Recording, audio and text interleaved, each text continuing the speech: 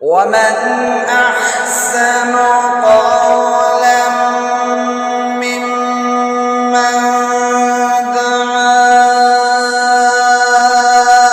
إلى الله وعمل صالحا وقال إنني من المسلمين.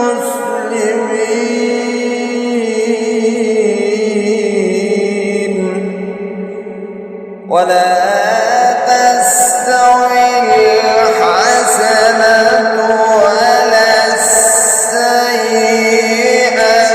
ادفع بالتي هي أحسن فإذا الذي بينك وبينه عداوة كأنه ولي حميم.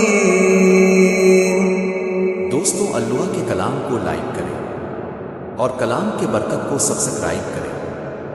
शुक्रिया जी।